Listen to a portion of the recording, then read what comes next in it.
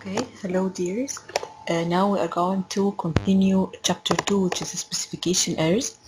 And as we said, let's now finish the last point in the chapter, which is how to compare between two models. If you have two models, how to decide the model that should be used.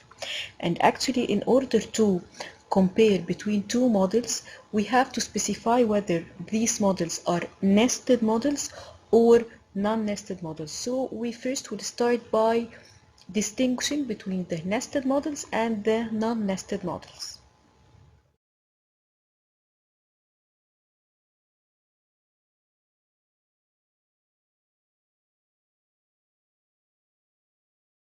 Now, starting with nested models, we say that two models are nested if one model is included in the other model, or in other words, if a model can be considered a special case of the other one.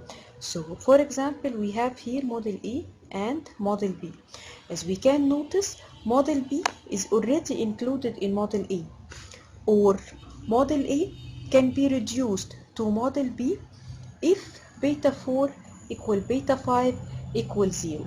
So we can say that model B is a special case of model A under the null hypothesis that beta 4 equal beta 5 equals 0. So this is the definition of nested models, saying that two models are nested if one model is considered a special case of the other one, or one model can be reduced to the other one under the null hypothesis. So in this case, model B is a special case of model A under beta 4 equal beta 5 equals 0. So these models A and B are nested models. Now moving to the non-nested models. In this example, model C and model D are considered two non-nested models. Why? Because one cannot be derived as a special case of the other one. You cannot derive one model from the other model, because model C includes x2 and x3, while model D includes z2 and z3. So you cannot derive one model from the other model. You cannot say that model C is a special case of model D or model D is a special case of model C, because they include completely different variables. So this example represents non-nested models.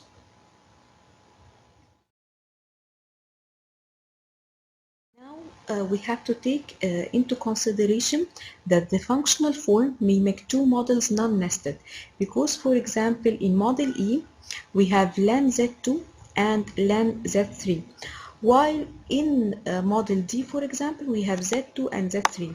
So although the two models include z2 and z3, but in model E they are represented as len transformation, while in model D they are not transformed, they are z2 and z3. So model E and model D again are non-nested models, because you cannot derive model E from model D, and you cannot derive model D from model E. No one can be considered as a special case from the other one, although that one model is simply a transformation from the other one, but still they are completely different variables, they are completely different models, they are non-nested models. Now back to our main objective, which is deciding the best model that should be used. If I have two models and I want to decide the model that should be used, we will start by comparing nested models. So again, if I have model A and model B, and as mentioned before, they are nested models, because model B can be considered a special case of model A if beta 4 and beta 5 equals 0. Now all what you need to do is just test that beta 4 equals beta 5 equal to 0 versus h1, which is otherwise, and as we can know that this can be done easily using the f-test, and we said before that this test actually is very important and we are going to use it in different places. I'm going to remind you with it now. So if I have two models, model A and model B, and I want to decide which model to be used, so I'm going to test that the extra added variables are significant or not by testing that beta 4 equals beta 5 equals 0, and the f-test equals the explained sum of squared for the full model, which is model A, minus the explained sum of squared for the reduced model, which is model B, over the degrees of freedom of the difference between model A and model B, or the number of added parameters to the model. And here we have added two extra parameters, beta 4 and beta 5, over the residual sum of squared for the full model.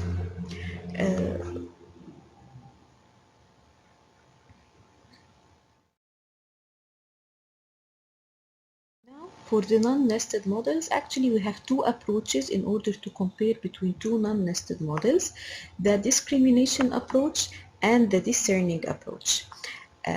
And we will start by the discrimination approach, and actually the discrimination approach are based on some criteria of goodness of fit, some measures that can be calculated or measured, and based on these values we can decide the model that should be used.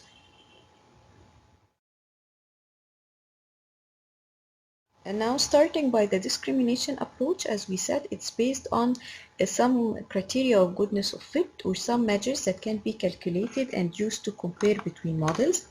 First is the R-squared and the adjusted R-squared, and I think you are familiar with both of them from the regression course.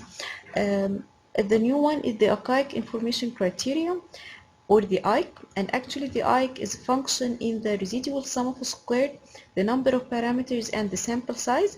So K here represents the number of parameters, M is the sample size. So IC is just like the adjusted R-squared. It takes into consideration not only the residual sum of squared, but also the number of the parameters in the model.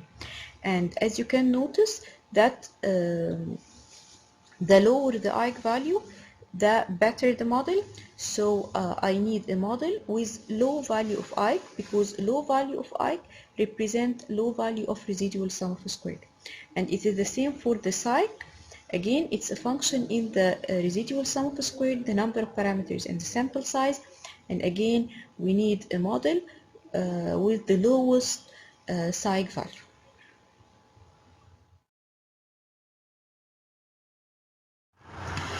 The last measure is the Mallows CP criterion, and let me remind you that we are talking about non-nested models where we cannot derive a model from the other one. No model can be considered as a special case of the other one.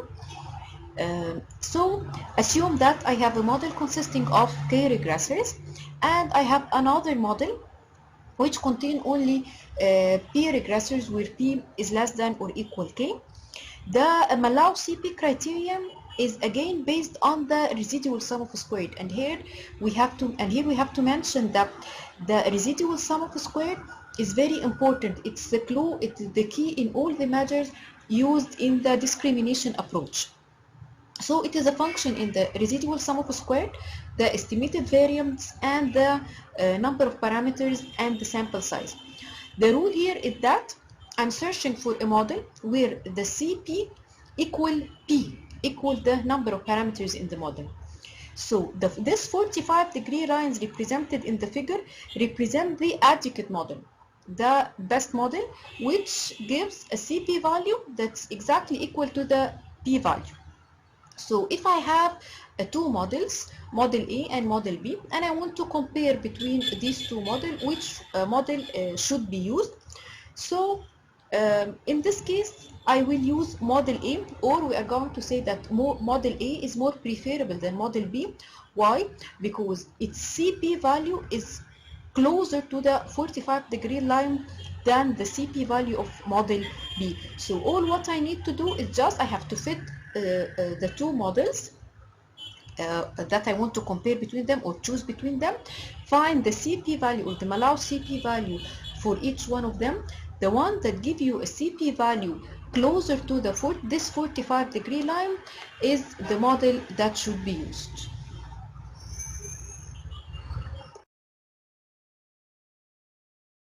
Now the second approach for comparing between two non-nested models is the discerning approach. And actually we have two tests to be applied in the discerning approach. The first one is the non-nested F-test.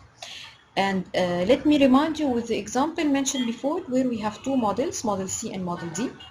And these two models, of course, are non-nested because you cannot derive a model from the other one, and no model is considered a special case of the other one.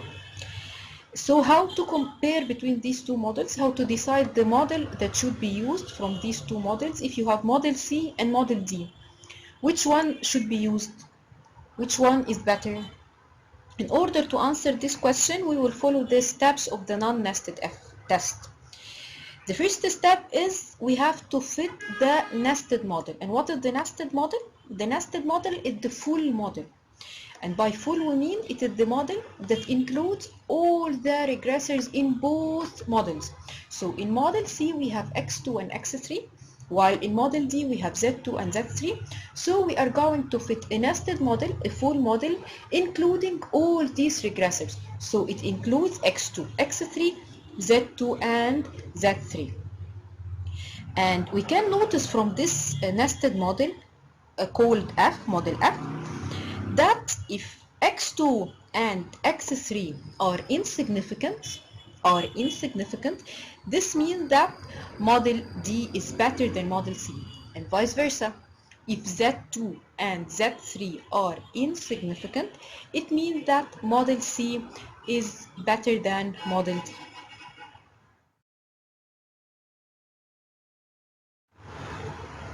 Now, all what we need to do is test that lambda 4 equals lambda 5 equals 0. And if lambda 4, if model C is correct, then lambda 4 equals lambda 5 equals 0. Whereas model D is correct if lambda 2 equals lambda 3 equals 0. And how to do this? Using the well-known F-test that mentioned before. And as we said, it's very important, and we are going to apply it in different places again. So all what we need to do is step 2, choose a reference model. It's a model to start with. Choose any model, whether model C or model D. Choose a model to start with. And then add the variables of the other model in the model and test its incremental contribution using the F-test. And if you have accepted the null hypothesis, or more precisely, do not reject the null hypothesis, saying that the two coefficients are insignificant, it means that you have to use the reference model. While if you have rejected each node, which means that the coefficients are significant, or at least one of them is significant, in this case you have to use the full model. You have to add the two extra variables to your reference model.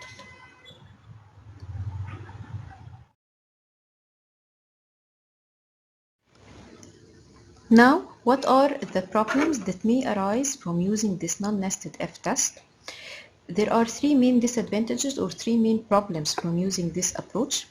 The first is the multicollinearity. As we said before, multicollinearity may affect the significance of the coefficient. So if x's and z's are highly collinear, there is a multicollinearity. In this case, you may conclude that it is insignificant where actually it is significant.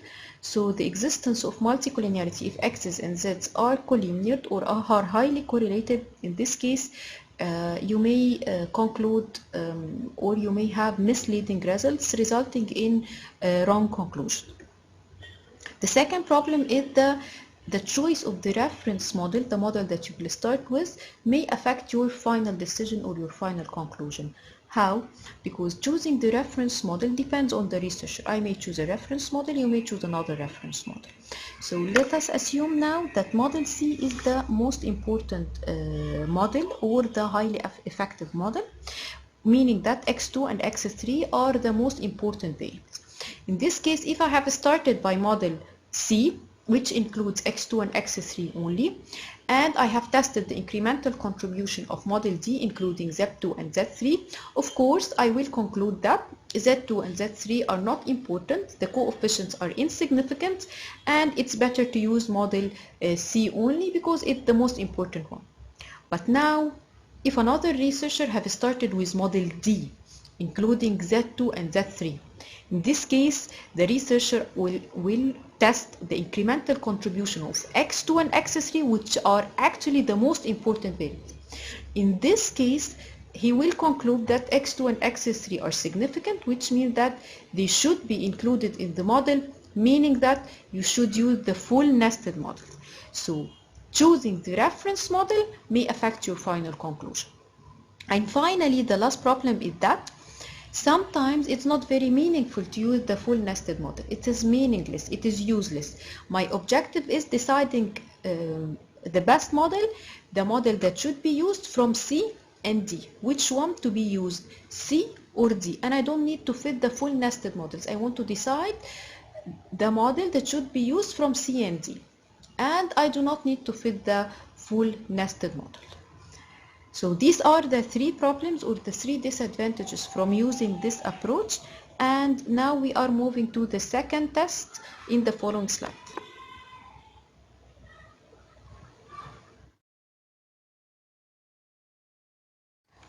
Okay, the second test is the Davidson-Mackinnon G-test. And back to the example, we have model C and model D again. And we want to choose the model that should be used. First of all, again we have to choose a model, call it a reference model again. We have to choose a model and let us assume that we will start by model D. So we will fit model D. We will fit model D and we will find the estimated value of y from this model D or the predicted values of y from this model D. Let us call it y hat D. So I'm going to use model D, fit model D, and then obtain the predicted values of y from this model D and call it y hat D. Then take these predicted values and use it as explanatory variable in model C. Add it as an explanatory variable in model C. So we will have a model including the variable in model C, which are x2 and x3, plus the predicted values of y obtained from model D. Now, if alpha 4 is significant, in this case, y hat D is important, meaning that model D is important, while if alpha 4 is insignificant, meaning that y hat D is not important, meaning that model D is not the model or a good model or the true model. So all what we need to do is just from this model fit this model and test the significance using the usual t-test, test the significance of alpha 4. So if the null hypothesis that alpha 4 equals 0 is not rejected, it means that we can accept model C as the true model. While if this null hypothesis is rejected, it means that model C cannot be the true model. Then what should we do in this case? In this case, we have to go to the following step. Now do it vice versa, which means that in the previous step, we have started by model D, we have fitted model D and obtained the predicted values of y from this model D and tested its significance. Now we will start by model C. And we are going to fit model C and obtain the predicted values of y using this model C. And we will put the predicted values from model C in model D. We will use it as explanatory variable.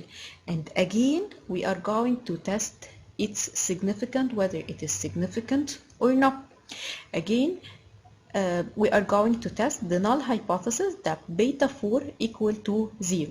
So the test states that, first of all, decide a model, obtain the predicted values from this model, and put these predicted values as explanatory variable in the other model, and then vice versa. Reverse this process. Start with the second model, obtain the predicted values from this model, and put these predicted values as explanatory variable in the other model. So we do it twice, starting from both models. So in this case, we will have 4 possible combinations from these procedures, which are: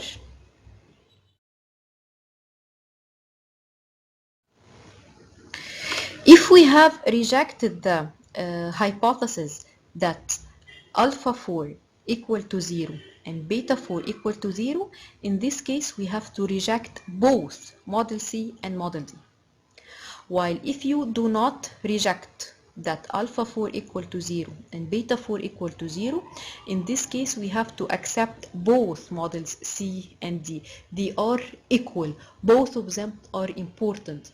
The variables in both variables are important. You should depend on the two models or all the explanatory variables in the two models. Or if you have rejected the null hypothesis that alpha 4 equal to 0, while you do not reject the null hypothesis that beta 4 equal to 0, in this case you have to accept model D and reject model C. And vice versa, of course.